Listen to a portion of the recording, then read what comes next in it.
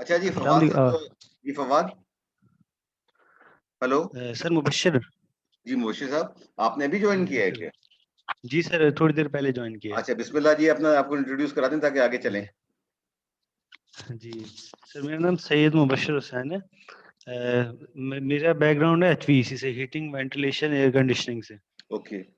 तकरीबन इसके अंदर जो है मेरा 13-14 साल का एक्सपीरियंस है। फ्रोजन 888 में मैं एचवीएसी इंजीनियर और लोकेशन इंचार्ज हूँ एचवीएसी से। ओके। जी, गुड। यहाँ पे अभी लास्ट सेमेस्टर है इसके अंदर, एमएस एनर्जी एंड एनवायरनमेंट के अंदर। ओके, तो आपने एचईसी क्यों चूज किया है? सर एचईसी क्योंकि मैं लोकेशन इंचार्ज हूँ और उससे एचईसी से रिलेटेड काफ़ी सारे डॉक्यूमेंटेशन की जो है मुझे वो सबमिट करने होते हैं, और क्यूरियाँ कुछ ऐसी होती हैं जो कि एचवीसी एनवायरनमेंट से भी रिलेटेड है, तो इसलिए फिर उसकी डॉक्यूमेंटेशन के लिए भी ये चीज़ एक नेसेसरी ओके, सी एक तरह से। देखिए वैसे इसका प्रॉपर जवाब तो ये है कि इल्म सीखने में कोई कमी नहीं करनी चाहिए, जो भी मौका मिले सीखना चाहिए। और सिर्फ नौकरी के लिए इल्म नहीं लिया जाता, इल्म सिर्फ इल्म हासिल करने के लिए लिया जाता है, अच्छा इंसान बनने के लिए लिया जाता है। ठीक है? जी सर, बिल्कुल ऐसा ही है, बिल्कुल सर। ओके, लेट्स स्टार्ट जी। बाकी लोग तो अभी जब आएंगे तो आएंगे, उनकी मर्जी है। मैं आप लोगों से रिक्वेस्ट ही कर सकता हूँ, मैं आपको जबरदस्ती तो नहीं कर सकता आप लोगों के साथ। अम, वो ये है कि जनाब टाइम की पाबंदी कर लें, ये वापस नहीं आता बार बार। ठीक है ना? बल्कि मैं अभी अपने जो अंडर ग्रेजुएट्स जिनको मैं पढ़ा रहा हूँ उनको मैं एक बात बता रहा था कि एक बहुत बड़ा ट्रेनर, दुनिया का बड़ा ट्रेनर, बड़ा नाम है स्टीफन कवी। उसका तो इंतकाल हो गया, उसका बेटा आजकल करता है, फ्रैंकलिन कवी। उसकी किताबें आप ज़रूर पढ़ें, बड़े बड़े आराम से मिल जाती हैं, ज़्यादा महँगी भी नहीं। उसकी किताबें 50-100 रुपए में उर्दू बाज़ार से मिल जाएँगी, या बैतुल मुकर्रम के सामने जो ठेले वाले खड़े होते हैं, उसपे भी वो किताबें मिल जाती हैं। तो अपनी वो किताब में वक़्त के ऊपर एक जुमला कहता है, ज़रा आप लोग सुन लें और उसको नोट कीजिएगा अपने लिए।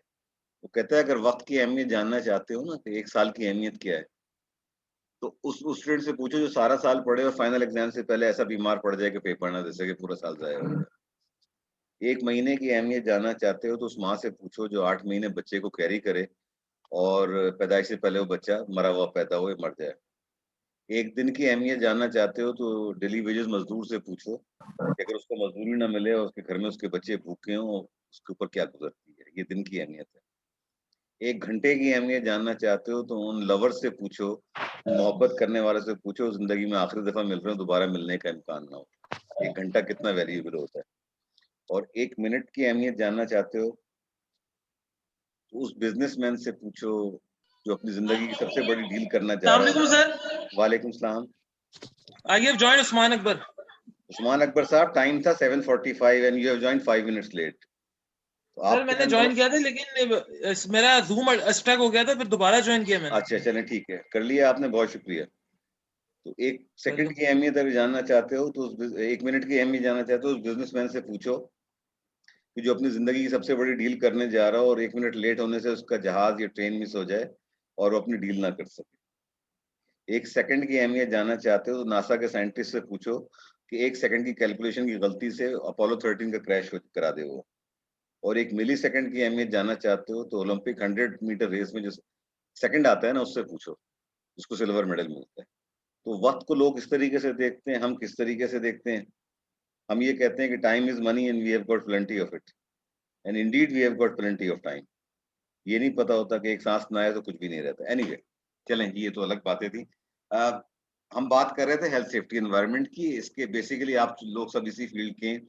इसके 3 कंपोनेंट है। पहला कंपोनेंट ऑक्यूपेशनल हेल्थ है, दूसरा सेफ्टी है। सेफ्टी के अगेन 2 चीज़ें हो जाती हैं, एक इंडस्ट्रियल सेफ्टी है, ऑफिस सेफ्टी, और मैंने एक चीज़ और इंक्लूड की है आपके कोर्स के लिए, वो है डोमेस्टिक सेफ्टी या होम सेफ्टी। जिसको कि पाकिस्तान में हर आदमी इग्नोर कर देता है कि आप बाहर सेफ्टी इंजीनियर होते हैं, लेकिन अपने घर के अंदर जो आपके हो रहा होता है ना, वो सेफ्टी के तमाम उसूलों के खिलाफ हो रहा होता है। और दुनिया को हम सीधा कर रहे होते हैं, लोगों को बता रहे होते हैं कि क्या होता है, वर्क एट हाइट कैसे करना है, क्या चीज़ें हमें करनी चाहिए वर्क के ऊपर ना। और घर के अंदर हम क्या कर रहे होते हैं, वो हमें पता होता है कि तारें नंगी होती हैं, इलेक्ट्रिकल सॉकेट जो है आपके, बच्चे छोटे होते हैं, उनको हम उसके ऊपर एक टेप लगाने की ज़हमत नहीं करते। बच्चे की जान चली जाए, हमें इसकी परवाह नहीं होती है। तो ये हमारा एक एटीट्यूड है, जनरली एटीट्यूड है कि हम भाषण ज़्यादा देते हैं, अमल कम करते हैं। और तीसरा एनवायरनमेंट। एनवायरनमेंट की डेफिनेशन में उसको जब आगे आऊंगा तो आपके साथ डिस्कस करूंगा। हर आदमी की डेफिनेशन अलग है। सिंपल डेफिनेशन ये है कि जिस एनवायरनमेंट जिस जिस जिस माशरे में जिस आपके अतराफ में जो कुछ भी चीजें हैं ना, उसमें आपके पौधे भी आ जाएंगे, आपके जानवर भी आ जाएंगे, इंसान भी आ जाएंगे, हवा भी आ जाएगी। जिस क्लोज सर्किट के अंदर आप रह रहे हैं उसको एनवायरनमेंट कहते हैं। इसकी 4-5 डेफिनेशन आपको किताबों में मिलेंगी। अच्छा, मैं आपको एक चीज बड़ी क्लियर कर रहा हूँ कि इस लेक्चर की तैयारी के अंदर या अगले जितने भी लेक्चर आएंगे इनकी तैयारी के अंदर मैंने किसी किताब का इस्तेमाल नहीं किया। ये मैं आपसे हल्फिया कह रहा हूँ, मैंने किसी किताब का इस्तेमाल नहीं किया। अलबत्ता 1-2 जो एक्ट्स वगैरह हैं, वो ज़रूर मैंने इंटरनेट पे जाके देखे थे कि याद वक़्त के साथ याददाश्त खत्म हो जाती है, कि वर्कर सेफ्टी एक्ट कौन-सा है, 1961 का क्या एक्ट है, ये सारे मैंने देखे ज़रूर थे। ये जो कुछ भी 25-30 साल इस जंगल में गुज़ारे हैं, इस दश्त में गुज़ारे हैं, वही आपके साथ जो शेयर किया है। एक प्रेज़ेंटेशन जो मैं आपके साथ आगे शेयर करूँगा और I would like you to share with everybody, वो फर्स्ट एड के बारे में है। मैं जब पाकिस्तान स्टेट ऑयल में काम करता था तो हमारे ऑफिस के सामने रेड क्रॉस का बहुत बड़ा हेडक्वार्टर है, अगर आपने क्लिफ्टन तीन तलवार पे देखा होगा। तो एक दिन वहाँ से एक डॉक्टर खातून मुझसे मिलने आई किसी काम से, उनसे बातचीत हुई तो पता चला कि वो फर्स्ट एड की ट्रेनिंग कराती हैं और उनका ये शौक था कि गाँव देहात में जाके और छोटे शहरों में जहाँ हमारे हेल्थ सेंटर्स वगैरह बने हुए होते हैं ना, जहाँ गवर्नमेंट बिल्डिंग तो बना देती है, ना दवा होती है, ना कंपाउंडर होता है, ना डॉक्टर होता है। तो वो जाके वहाँ पे औरतों को जमा करके, मर्दों को जमा करके वो ट्रेनिंग दिया करती थी और उसके 6 मॉड्यूल थे इसके फर्स्ट एड के और उसमें उसने स्नेक बाइट के ऊपर भी उसने लोगों को जाके बताती थी गाँव देहात में। तो मैं उससे बड़ा इम्प्रेस हुआ था। उसकी मैंने एक ट्रेनिंग सेशन भी कराया था। उससे मैंने दरख्वास्त करके वो प्रेज़ेंटेशन ली थी कि भई आप ये मुझे दे दें और मैंने इस बात को आज हो गए हैं 15 साल, कि मैंने उससे ली थी और 15 साल में मैं कोई सैकड़ों लोगों के साथ इस प्रेज़ेंटेशन को शेयर कर चुका हूँ। जब मैं आपके साथ शेयर करूँगा, तो आपसे मैं दरख्वास्त करूँगा, मैं तो ज़ाहिर है भेज दूँगा फरकान को, फरकान आपके साथ शेयर कर लेंगे। इस प्रेज़ेंटेशन को देखिएगा, ज़रूर देखिएगा, अमल कीजिएगा उसके ऊपर और उसमें बहुत छोटी-छोटी टिप्स दी गई हैं आपको। वो टिप्स हैं, आप किसी की जान बचा सकते हैं अगर आपको वो आती है। तो ये इसके मैंने आपका बैकग्राउंड बता दिया है, स्पोर्ट्स की तैयारी के लिए कोई किताब नहीं है। कि अगर आप मुझसे पूछे ना कि सर ये बात जो आपने कही है, किस किताब से ली है आपने? तो मैं आपको किताब रेफ़र नहीं कर सकता। जो मैंने मुख्तलिफ़ औक़ात में नोट्स बनाए थे, जब अपनी प्रेज़ेंटेशन बनाई थी, जब मैं एचएससी मैनेजर था वो सब मेरे पास मैंने पुरानी निकाली हैं, उनको मैंने अपडेट किया है। ठीक है? अब आ जाइए ऑक्यूपेशनल हेल्थ के ऊपर कि ऑक्यूपेशनल हेल्थ है क्या? इसकी डेफ़िनिशन ये है कि वो बीमारियाँ जो आप किसी वर्क एनवायरनमेंट में आप काम कर रहे हैं, उस वर्क एनवायरनमेंट में लॉन्ग टर्म एक्सपोज़र से आपको जो बीमारियाँ लगती हैं, उनको ऑक्यूपेशनल हेल्थ कहते हैं। इसकी छोटी-सी मिसाल आप ले लें, बहुत एक मतलब सीमेंट प्लांट ले लीजिए आप। ये आगे मैं डिटेल में कवर करूँगा आपके साथ सीमेंट प्लांट। सीमेंट प्लांट के अंदर जब आप जाते हैं या स्टील इंडस्ट्री के अंदर अगर आप कोई काम कर रहा होता है, तो वहाँ पे सबसे बड़ा हैज़र्ड जो होता है स्टील इंडस्ट्री के अंदर, वो होता है हीट का हैज़र्ड। कि आप जो चीज़ भी मेल्ट करेंगे ना, अल्लाह ताला ने जितने भी मिनरल्स या मेटल्स बनाए हैं, उनका मेल्टिंग पॉइंट सबसे कम लेड का है। वो या मरकरी है, वो अगर रूम टेम्परेचर पे लिक्विड होता है। लेकिन अगर आप दूसरे मेटल में जाएँ ना, तो लेड या सीसा जिसे हम कहते हैं, वो 232 डिग्री सेल्सियस के ऊपर वो मेल्ट हो जाता है। उसके बाद आप ऊपर चलते चले जाएँ, एल्यूमीनियम या आयरन जो है 1540 डिग्री सेल्सियस पे मेल्ट होता है। तो मैंने पहली नौकरी की थी स्टील मिल के अंदर। तो आप यकीन करें कि जिस वक़्त आयरन की कास्टिंग हो रही होती थी ना, हम लोग तो दूर ऊपर खड़े होते थे तकरीबन कोई 100 मीटर की हाइट के ऊपर और 100 मीटर दूर फर्नेस से जब जब मोल्टन आयरन निकलता है। लेकिन हमारे कुछ लोग होते थे वर्कर कास्टर कहलाते थे। तो एस्बेस्टॉस का सूट पहन के वो उसके पास खड़े होते थे और काम करते थे। टेम्परेचर का ये आलम होता था, हम 100 मीटर दूर होते थे, हमें इतने पसीने आ रहे होते थे कि हम डिहाइड्रेट हो जाते थे। तो वो लोग जो वहाँ लाइन पे काम कर रहे थे, एक कॉमन डिज़ीज़ थी स्टील मिल के अंदर कि जो हीट के नज़दीक काम करते हैं ना, 3 से 5 साल में उनके किडनी फेलियर, एक आध किडनी निकल जाता था, उनका बेकार हो जाता था, फिर उनको लाइट वर्क पे ट्रांसफ़र कर दिया जाता था। ये कंटीन्यूअसली प्रॉब्लम मैंने 5 साल वहाँ काम किया है, मैं इस चीज़ को देखता रहा। तो ये एक कहलाती है ऑक्यूपेशनल हेल्थ की एक मैंने आपको बिल्कुल प्रैक्टिकल मिसाल दी है जो अपनी आँखों से देखा है। सिमिलरली अगर आप कॉटन फैक्ट्री के अंदर चले जाएँ, कॉटन जिनिंग की जो फैक्ट्रीज़ हैं, वहाँ चले जाएँ आप देखेंगे वर्कर्स जो काम कर रहे हैं उनकी ना कोई सेफ्टी है, ना कोई हेल्थ है, ना मास्क है, ना कुछ है। तो आगे मैं आपको तस्वीरें दिखाऊंगा कि उन लंग्स की हालत क्या हो जाती है, जिनमें बारीक बारीक जर्रे जा रहे होते हैं कॉटन के, और जाके लंग्स में डिपॉजिट हो जाते हैं। रफ्ता रफ्ता लंग्स की वो कैपेसिटी कम कर देते हैं, और फिर उसके बाद एस्थमा और दूसरी बीमारियां लगनी शुरू हो जाती हैं। वो एस्थमा उसको किसी और वजह से नहीं लगा, उसको जिस जो वर्क एनवायरनमेंट मिला है, जिसके अंदर उसने काम किया है 5 साल, 7 साल, 10 साल, तो ये ऑक्यूपेशनल हेल्थ की डेफिनेशन बनती है कि वो बीमारी, प्रोलॉन्ग एक्सपोजर आपका हुआ है एक सर्टेन वर्किंग एनवायरनमेंट के अंदर, उससे जो आपको बीमारी लग जाती है। ये 2 मिसालें मैंने आपको वो दी हैं जिनसे आप रिलेट कर सकते हैं। ठीक है? अच्छा, दुनिया के अंदर ये वर्ल्ड बैंक की फिगर है, सॉरी डब्ल्यूएचओ की फिगर है। 60% वर्कफोर्स जो है ना पूरी दुनिया में, वो एक या एक से ज्यादा हैजर्ड्स को, केमिकल बायोलॉजिकल हैजर्ड्स को एक्सपोज होती है। ये डब्ल्यूएचओ की 2008 की रिपोर्ट है, 2010 की इस तरह की रिपोर्ट है, पुरानी मैंने देखी थी। ये उसमें ये नंबर है। अब ये नंबर बढ़ भी सकता है, कम भी हो सकता है। It is not hard and fast rule के जी यही नंबर है, ये ज्यादा होता है। ठीक है? अच्छा, अब हमारे जैसे मुल्क में, जहाँ पे मैं पहले शुरू में बात कर रहा था आपसे, क्लास के आगाज में जो मैंने आपसे बात की, वो बात ये थी कि हमारे यहाँ उस वक्त तक एचएससी पे इम्प्लीमेंट नहीं होता जब तक के ऊपर से कोई डंडा ना आए। ऊपर से अगर कोई आता है ना प्रेशर, जैसे मैंने आपको बताया कि वर्ल्ड बैंक का प्रेशर है, आईएमएफ का प्रेशर है, या आपकी फैक्ट्री अगर एक्सपोर्ट कर रही है, उसका जो माल आपसे खरीद रहा है, उनके एक सर्टेन रूल्स होते हैं, जिस जगह से वो मैन्युफैक्चरिंग कराते हैं, वहां पे अपने इंस्पेक्टर्स को भेजते हैं क्वालिटी कंट्रोल के लिए भी, और ये देखने के लिए भी कि आप चाइल्ड लेबर तो यूज नहीं करें। मतलब यूरोपियन यूनियन जो है पाकिस्तान को एक सर्टेन स्टेटस नहीं दे रही थी। वो ये कहते थे कि जी पाकिस्तान उन ममालिक में से जो कि डेथ सेंटेंस देते हैं, तो लिहाजा हम आपको नहीं देंगे। फिर वो 5 साल जो है डेथ सेंटेंस पर पाबंदी रही, तो उन्होंने कुछ स्टेटस दिया, आपको एक्सपोर्ट में कुछ आसानी मिल गई। ये तो एक सियासी बात है। लेकिन जनरली वो ये भी करते हैं कि उनकी जो फैक्ट्रियां, जो आपसे माल खरीद रहा होता है, वो अपने नॉमिनीज भेजता है। वो दुबई से भी आ सकते हैं, वो लोकल भी किसी को अपॉइंट कर सकते हैं, वो आके देखते हैं, आपकी फैक्ट्री को विजिट करते हैं, और वो इस हद तक भी जाते हैं कि जो आपकी जेंडर इक्वलिटी कितनी है, कि आपकी जो वर्क फोर्स है, फॉर एग्जांपल आप एक गारमेंट फैक्ट्री चला रहे हैं, उस गारमेंट फैक्ट्री से जो भी गारमेंट बन रहे हैं वो एक्सपोर्ट हो रहे हैं, तो उनके एक्सपोर्ट करने की, जिसको भी आप एक्सपोर्ट कर रहे हैं, वो देखता है कि आपके वर्कर्स के अंदर औरतों का रेशो कितना है। अगर वो बिल्कुल पता चलेगा कि जी भाई कपड़ा सीना तो कोई भी सी सकता है ना, इसके लिए औरत मर्द की तो शायद नहीं है ना, तो वो इस चीज को नोट करते हैं और आपको कहते हैं कि आप अपना जेंडर बेहतर करें। आप अभी तो हम आपसे ले रहे हैं, आइंदा आपसे जो है माल लेना बंद कर देंगे। तो this is what it is, जिसके ऊपर हम चल रहे होते हैं।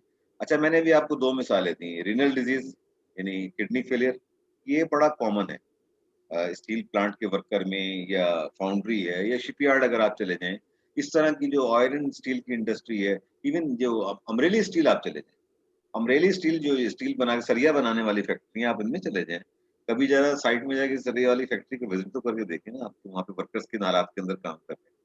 मैंने 1980 में जब मेरा रिजल्ट, इम्तहान खत्म हो गए थे, रिजल्ट नहीं आया था, तो मेरे टीचर ने मुझे भेज दिया था, तो मैंने वहाँ पे 4 महीने काम किया था रिजल्ट आने तक।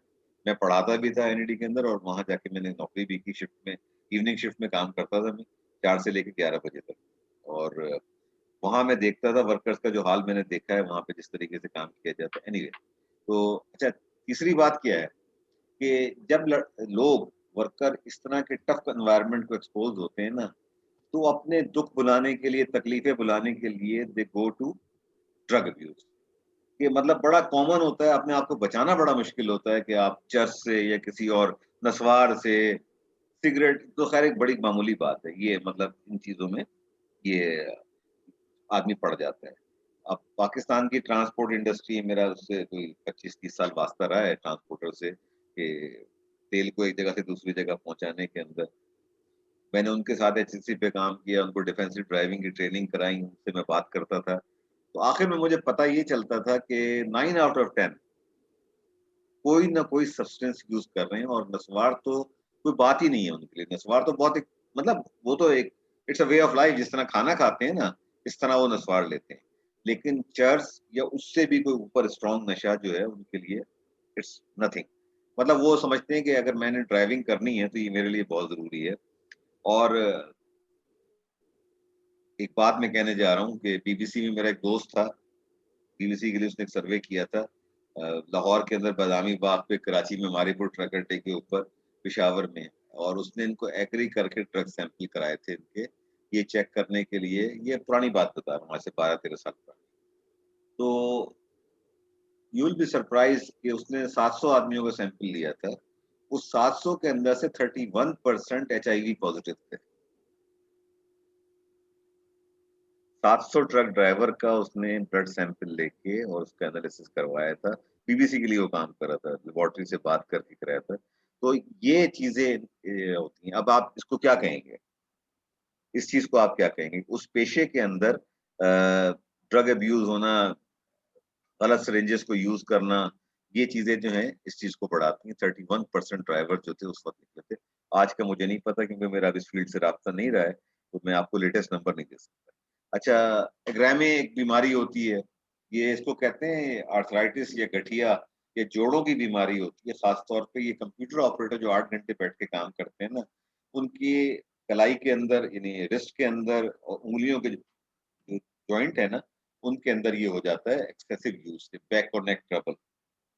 अगर आपकी कुर्सी प्रॉपर नहीं है, आप सही तरीके से बैठ के काम नहीं कर रहे, तो eventually over the period of time आपके जो ये जो सी वाले कहलाते हैं ना, सर्वाइकल के जो आपके मोरे हैं, इनके इनके दरमियान गैप कम हो जाता है या प्रॉब्लम आ जाती है। लोअर बैक के जो हैं, जो आपके लंबर मोरे कहलाते हैं, L1 L2 L3 जो हैं, उनके अंदर प्रॉब्लम आ जाती है और पढ़ते-पढ़ते जो है फिर वो बाज़ लोग जो इस तरह आई साइट की डिटोरिएशन ये बड़ी कॉमन है वर्कर्स के अंदर। बहुत ज़्यादा कॉमन एक तो होती है नेचुरल आपका होता है कि आप 40s के बाद आपकी आई साइट खराब होनी शुरू होती है। किसी की दूर की होती है, किसी की नज़दीक की होती है। कुछ लोगों के अंदर एक इनबिल्ट होती है, जेनेटिकली बीमारी लेके चलते हैं। लेकिन ऐसे एनवायरनमेंट को, जो डस्ट के एनवायरनमेंट को लोग एक्सपोज़ होते हैं और अगर वो सेफ्टी गॉगल्स यूज़ नहीं कर रहे, या जो लोग हीट के एनवायरनमेंट को एक्सपोज़ होते हैं,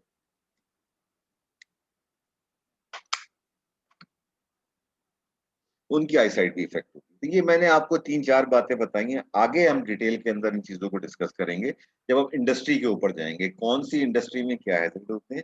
अच्छा, एक बात मैं आपको अभी बता दूँ, शुरू के अंदर ही, आज पहली क्लास है, मैं आपको क्लियर कर दूँ कि मुझे आपका नहीं पता कि यहाँ पे क्या होता है, एनर्जी एनवायरनमेंट में क्या होता है, लेकिन मैं हिम्स में पढ़ा रहा हूँ मैनेजमेंट साइंसेज़ के अंदर एमबीए को। वहाँ पे जो डिस्ट्रीब्यूशन है नंबर्स की, 40 नंबर फाइनल के होते हैं, 30 नंबर मिड टर्म के होते हैं, और 30 नंबर जो होते हैं, 6 असाइनमेंट 5-5 नंबर के देते हैं, या स्पॉट क्विज कह लें उसको, जो भी आप कह लें।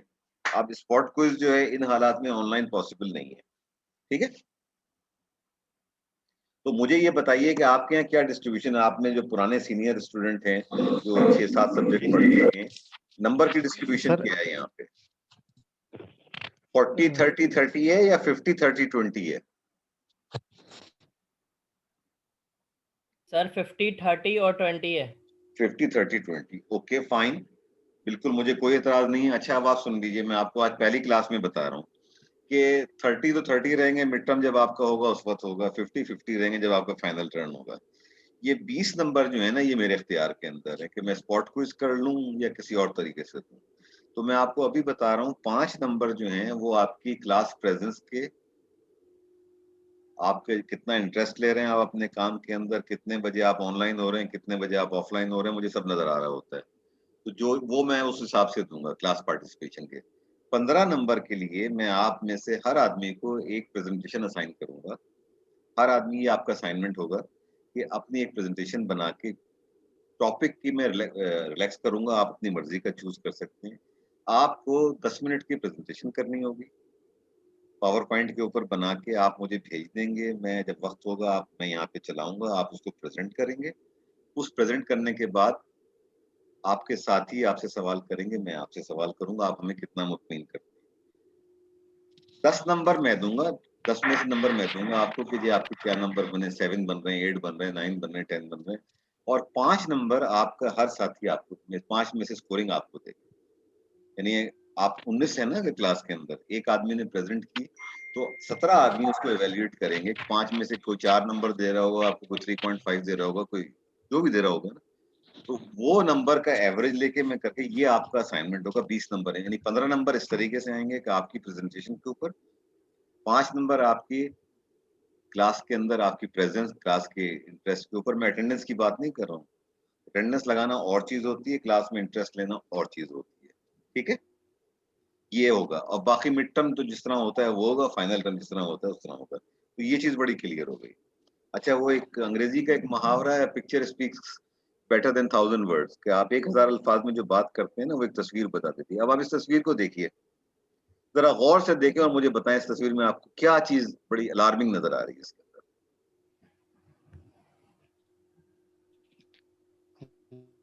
सिकंदर साहब, यस सर, ये वाली कॉटन की आप सर। इस तस्वीर को देखें और मुझे बताएं इसमें अलार्मिंग चीज क्या है। आप एचएससी में काम करते हैं ना, क्या अलार्मिंग चीज है इसमें? सर इसको थोड़ा विजिबल कर सकते हैं या लार्ज कर सकते हैं? कोशिश करता हूँ भाई मैं इसको स्लाइड शो पे लगाने की। Yes sir. अब नजर आया आपको? कुछ बेहतर हुआ?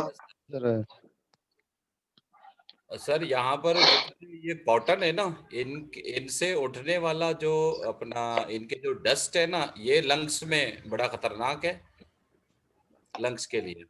जी सर इसने वो मास्क नहीं लगाया हुआ। एग्जैक्टली देखिए, इसने भी और जो आगे पिछले तस्वीर में नजर आ रहा है उसने भी, यानी एक कॉटन फैक्ट्री में आप काम करा रहे हैं लोगों से, और उसके अंदर यानी कॉटन आपको नजर आ रही है। ये कौन सा आपसे जिसने कहा एक मास्क नहीं लगाया हुआ? सॉरी मुझे नाम नजर नहीं आ रहे हैं। मुबशिर साहब। मुबशिर, देखिए बुनियादी बात यह है कि किसी भी फैक्ट्री में जिस जगह माहौल के अंदर, हवा के अंदर डस्ट अगर होगी ना, या कॉटन के पार्टिकल्स होंगे, मास्क जो है वो उसको रोकता है। अल्लाह ताला ने आपके जिस्म में जो चीज भी बनाई है ना, वो बेकार नहीं बनाई है, उसका कोई ना कोई पर्पस दिया है। मैं अक्सर लोगों को झुंझलाए हुए देखता हूँ, कहते हैं कि जी ये नाक के बाल बड़ा तंग करते हैं, खारिश होती है।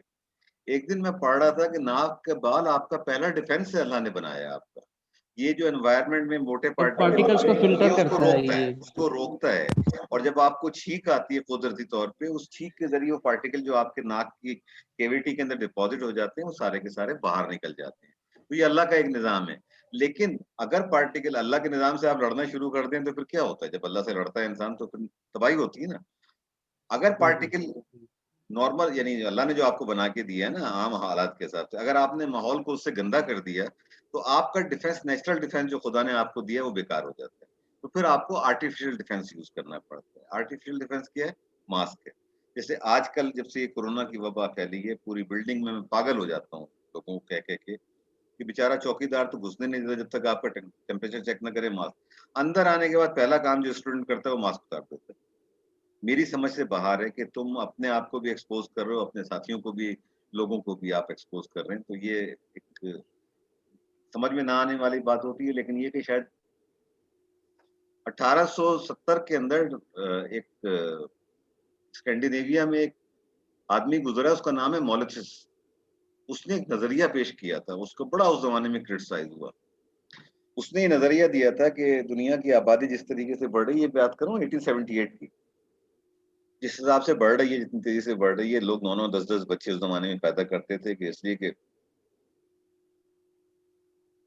कोई चाइल्ड मोर्टेलिटी रेट बहुत ज्यादा था उस जमाने में ना, कि ना कोई वैक्सीनेशन थे, कुछ था, लोग इसलिए कि 2-4 बच जाएंगे। तो उसने नजरिया पेश किया था कि जब आबादी जब बढ़ जाएगी, वसाइल कम हो जाएंगे ना, तो इंसान जो है ना ऐसी हरकतें करेगा जिससे कि आबादी में खुद ब खुद कमी हो जाएगी। और बाद में जो लोग थे उस वक्त उसको बहुत बुरा भला कहा गया कि जिसने इस तरह की बात की। लेकिन बाद में जब फर्स्ट वर्ल्ड वॉर हुई, सेकंड वर्ल्ड वॉर हुई, तो बहुत सारे जो सोशियोलॉजी के एक्सपर्ट थे उन्होंने उसकी मिसाल दी मॉलिथस की, कि जी मॉलिथस ने जो कहा था बिल्कुल सही कहा था कि जब आबादी जरूरत से ज्यादा बढ़ जाती है तो ऐसा होता है, इंसान ऐसे काम करता है कि जिससे आबादी जो है कम हो जाती है। अगर आप सेकंड वर्ल्ड वॉर की कैजुअलिटीज को देख लें तो मेरे ख्याल से मिनिमम नंबर जो आता है वो जो हिटलर ने मारे हैं, जो यहूदी क्लेम करते हैं और जो जिप्सीज क्लेम करते हैं, वही तकरीबन 10 मिलियन बन जाते हैं। तो जो लोग फौजी मारे गए उनकी तादाद छोड़ दें, कोई एस्टिमेट 20 मिलियन का, कोई एस्टिमेट 25 मिलियन का है। तो 5 साल के अंदर इस तरह लोग मर गए थे। अब मैं इसको कोरोना को इसी तरीके से देखता हूँ कि शायद आबादी इतनी बढ़ चुकी है, 7.5 बिलियन से क्रॉस कर चुकी है। अर्थ जो है उसके रिसोर्सेज जो है सपोर्ट नहीं कर पा रहे हैं उस चीज को। तो इस बीमारी से, बीमारी तो आ गई है ना लेकिन उसके बाद अगर हम उसके साथ छेड़छाड़ करेंगे, नेचर से जो लड़ता है ना वो कभी जीत नहीं सकता नेचर से। जब आप नेचर से लड़ते हैं ना तो उसका अंजाम बहुत बुरा होता है। तो अब एक चीज आ गई है, आपको पता है, पूरी दुनिया कह रही है कि जी मास्क जो है वो रोकता है, सोशल डिस्टेंसिंग इसको रोकती है, किसी हद तक कमी करती है। अब आप अगर उसके मुखालिफ जाके कहेंगे कि नहीं जी कुछ नहीं होता, तो फिर जब होता है तो फिर बहुत कुछ होता है। उसकी मिसाल वही होती है, किसी दोस्त ने एक तस्वीर भेजी थी मुझे कार्टून कि 8-10 मुर्गियां बैठी हुई हैं और वो बैठ के देख रही हैं कि माइक्रोवेव के अंदर एक बंदा जो, एक मुर्गा जो है, ये मुर्गी जो है रोस्ट हो रही है, तो वो बैठ के तमाशा देख रहे हैं। यही हमारा भी हाल है कि हम इंतजार करते हैं, हम देखते हैं कि हमारे साथ क्या हो रहा है और ये अज्यूम कर लेते हैं। मैं आगे आपको बताऊंगा इस चीज के ऊपर कि सबसे बड़ी गलती हम क्या करते हैं ना, अपनी नजरों से गलत चीज होती है देख रहे होते हैं। कि एक छोटी सी मिसाल है ना कि मोटरसाइकिल चला रहे हैं, बगैर हेलमेट के चला रहे हैं, आप ये कह रहे होते हैं कि जी इसने हेलमेट नहीं लगाया हुआ है, और दुनिया का जो एक्सपर्ट है वो ये कहता है कि अगर आपका हेड कवर है ना तो 80% चांस है कि एक्सीडेंट अगर आपका बाइक से होता है आप बच जाएंगे। आपकी टांग की हड्डी टूटेगी, हाथ की टूटेगी, कोई होगा वो आप बच जाएंगे। लेकिन अगर आपका सर प्रोटेक्टेड नहीं है तो 80% चांस इस बात का है कि आप मर जाएंगे। ये चीज मालूम होने के बावजूद भी मैं देखता हूँ कि लोगों को बगैर हेलमेट के सफर करते हुए, तो ये क्या है? इसको मैं खुदकशी का तरीका कहता हूँ ना, कि हम लोग जो है ना मैनहसुल कौम खुदकशी करने के लिए तैयार है। अच्छा अगेन जी मुझे मैसेज आ गया है अभी इसका कि 9 मिनट के बाद ये मुझे लॉग आउट कर देगा, तो मैं फिर लॉग आउट करूंगा और उसके फौरन बाद में जैसे ही मेरी वीडियो सेव होगी ना, मैं फौरन दोबारा लॉग इन कर लूंगा। उसमें 2 मिनट भी लग सकते हैं, 3 मिनट भी लग सकते हैं, इट ऑल डिपेंड्स कि नेट मेरा कैसा चल रहा है। ठीक है, अब ठीक है आगे सर। आइए। ये जी सॉरी, मैं कह रहा हूँ ठीक है सर। ओके, ये एक तस्वीर मैंने निकाली है, ये नेट से मुझे मिली थी, कॉटन फैक्ट्री के। मैं डॉक्टर नहीं हूँ जी, मैं वो वाला डॉक्टर नहीं हूँ, लेकिन उसने ये बताया है कि जो कॉटन फैक्ट्री के वर्कर होते हैं ना, उसका नॉर्मल लंग नहीं रहता, उसके लंग की हालत ऐसी हो जाती है। तो डॉक्टर एक्सरे को देखते ही बता देता है कि जी इसने बंदे ने या तो इसने कोई एक्सेसिव डस्ट के अंदर रहा है ये, या इसने कॉटन के अंदर काम किया है और वो उसकी लंग्स की कैपेसिटी ऑक्सीजन रिटेन करने की वो कम खत्म होती चली जाती है, कम होती चली जाती है। और उसके बाद जैसे कि मैंने पहले बात की थी कि आपको एस्थमा, जिसको हम उर्दू में दम्मा कहते हैं, दम्मे की बीमारी कहते हैं, वो होती है। आज के दौर में अगर आप देखें ना तो कराची शहर के अंदर या लाहौर शहर के अंदर asthma is very common in little children. 1 साल से 5 साल के बच्चों में एस्थमा बहुत ज्यादा हो रहा है। उसकी वजह क्या है? जो एनवायरनमेंट हम उनको दे रहे हैं, जो जो जहर हम अपनी हवा में फेंक रहे हैं, वो बच्चे जब इनहेल करते हैं ना, आज से 20 साल पहले 1995 में आगा खान ने की थी रिपोर्ट। उन्होंने लेड लेवल को चेक किया था जब पाकिस्तान में पेट्रोल के अंदर लेड अलाउ था। उस वक्त उन्होंने एक रिपोर्ट की थी, उन्होंने बताया था कि सबसे ज्यादा जो लेड का लेवल है ना वो एम ए जिना रोड के ऊपर है, गार्डन के ऊपर है, इस तरह के इलाकों के अंदर। और सबसे अच्छा जो एनवायरनमेंट उन्होंने बताया था वो बताया था पोर्ट कासिम का। उसकी वजह ये एक तो खुला इलाका है, फिर समंदर की हवा तेज चल रही होती है, तो वहां जो बच्चे पैदा होते हैं ना उनका IQ, जब लेड लेवल एयरबॉर्न लेड ज्यादा होता है तो उन बच्चों का IQ इंफीरियर हो जाता है उन बच्चों से के मुकाबले में जो उस इलाके के अंदर नहीं रह रहे। तो ये एक प्रॉब्लम होती है। ये एक मैंने आपको कॉटन उसकी मिसाल दी। अच्छा अब आ जाइए आप ऑयल इंडस्ट्री की तरफ। ठीक है ना, ऑयल इंडस्ट्री में मैंने 25-30 साल काम किया, एक चीज सीखी है कि आप अगर ये कहें ना कि केमिकल सेफ होता है, कोई भी केमिकल आप ले लें, पानी के अलावा अल्लाह ने ऐसी कोई चीज बनाई नहीं है जिसको आप कह सकें कि 100% सेफ है। पानी वाहिद चीज है जिसके लिए आप कह सकते हैं कि 100% सेफ है। आप ये बात आप दूध के लिए भी नहीं कह सकते। ठीक है, क्योंकि दूध को अगर आप गर्म ना करें तो और उसको वैसे ही पी लें तो उसके बैक्टीरिया जो है आपको बीमार डाल सकते हैं। लेकिन पानी के अंदर भी, नेचुरल पानी में अगर उसके अंदर कोई ज्यादा बैक्टीरिया आपने नहीं है तो आपको वो कुछ नहीं होगा। अगर कोई आपको डिसेंट्री के उसके अंदर जरासीम नहीं है तो आपको कुछ नहीं होगा। ये अलग बात है कि पानी भी अगर आप खराब कर देंगे तो वक्त के साथ वो पानी भी आपके लिए प्रॉब्लम बन जाता है। तो कोई केमिकल सेफ नहीं है। आप पेट्रोल के फ्यूम जो हैं, मैंने ऐसे लोग भी देखे हैं कि जो आपने सुना होगा कि यूरोप के अंदर, अमेरिका के अंदर अंडर एज बच्चों को ये लाइटर का फ्यूल जो होता है ना, ये नहीं बेचा जाता 18 साल से कम उम्र के बच्चे को। कभी आपने सुना है पाकिस्तान में एक नशा कहलाता है जिसको समद बॉन्ड का नशा कहते हैं, सुना है नाम कभी इसका? जी सर जी सर सुना है। सुना है ना? ये क्या होता है समद बॉन्ड? समद बॉन्ड केमिकल ही है ना, जी सर चीजों को ज्वाइन करने के लिए ना, लेकिन ये नशे के तौर पे इस्तेमाल होता है। मैंने ऐसे लोग भी देखे हैं कि जो पेट्रोल के टैंक के ऊपर काम कर रहे हैं, पेट्रोल की गाड़ियों को फिल कर रहे हैं, उनको उन फ्यूम्स की इतनी आदत हो जाती है कि बाद में वो अगर उनको वो माहौल ना मिले ना, तो वो उनके सर में दर्द शुरू हो जाता है, जैसे किसी चीज की कमी हो रही हो। ये जो अभी आपको मैं बात बताने जा रहा हूँ, उसको आप प्रैक्टिकली जाके देख सकते हैं। कुरंगी की तरफ कभी चले जाइए। कुरंगी की तरफ जब आप जाएंगे ना, तो ये सीपीएम यूनिवर्सिटी से आगे जाके राइट हैंड साइड के ऊपर पाकिस्तान रिफाइनरी लिमिटेड के नाम से एक छोटी सी रिफाइनरी है, ठीक है, वहां चले जी सर जाएंगे। गया हूँ मैं तो वहाँ। आप गए हैं ना वहाँ पे कभी? उसके टैंक जी फॉर्म सर में मैं गया आप दूर से देखिएगा, अंदर तो जाने की इजाजत नहीं होगी जी आपको। सर उसके मैं बराबर वहाँ में गया उनका हूँ। क्रिकेट ग्राउंड है, उसके बराबर में जी उनका क्रिकेट ग्राउंड है। तो हम लोग एक मैच, मैं तो नहीं खेलता अब, लेकिन मैं क्लब का प्रेसिडेंट था, तो मैं अपनी टीम को लेके गया। तो मैंने वहाँ बड़ी अजीब चीज नोट की कि जितने भी क्रूड ऑयल के टैंक हैं या पेट्रोल नेफ्था के जो टैंक हैं, पेट्रोल के जो टैंक है, उसके इर्द गिर्द जो रेलिंग बनी हुई है ना, उसके ऊपर कोई गिद्ध और चीलों जो हैं वो लाइन लगा के बैठी हुई। तो अच्छा, वो क्यूरियोसिटी होती है ना, सवाल पूछने की आदत।